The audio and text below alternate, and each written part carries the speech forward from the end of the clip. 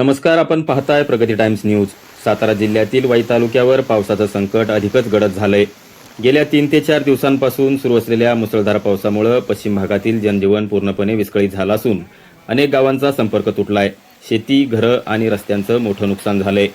सर्वात धक्कादायक परिस्थिती आहे ती जोर गावातील धनगर वस्तीची।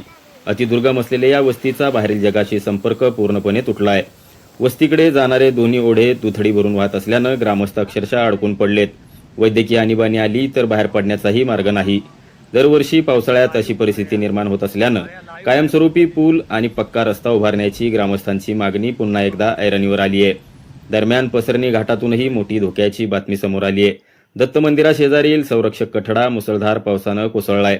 दाट धुकं आणि जोरदार पावसामुळे रात्रीच्या वेळी हा घाट मृत्यूचा सापळा ठरू शकतो अशी भीती व्यक्त होतीये। स्थानिकांनी स्वतः दगड ठेवून धोक्याची सूचना दिली असली तरी तातडीनं बॅरिकेड्स आणि नवीन संरक्षक कठडा उभारण्याची मागणी जोर धरतीये। वडवली गावातही अतिवृष्टीचा मोठा फटका बसलाय। ताराचंद वाशिवले यांच्या घराची भिंत कोसळून अन्नधान्य आणि घरातील साहित्याचं मोठं नुकसान झालंय।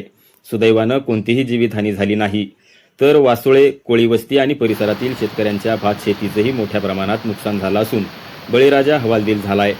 दरम्यान सार्वजनिक बांधकाम विभाग आणि महसूल प्रशासनानं विविध ठिकाणी दरडी हटवणे, रस्ते मोकळे करणे आणि मोऱ्यांची साफसफाई करण्याचं काम युद्धपातळीवर सुरू केलंय। तहसीलदार सोनाली मिटकरी यांनीही पश्चिम भागाची पाहणी करून प्रशासनाला सतर्क राहण्याच्या सूचना दिल्यात। धोम आणि बलकवडी धरणांमध्ये पाण्याची आवक वेगानं वाढत असून कृष्णा नदीच्या पाणी पातळीतही वाढ होतीये। पुढील 24 तास मुसळधार पावसाचा इशारा असल्यानं नदीकाठच्या आणि डोंगराळ भागातील नागरिकांनी अत्यंत सतर्क राहावं आणि प्रशासनाच्या सूचनांचं पालन करावं असं आवाहन करण्यात आलंय।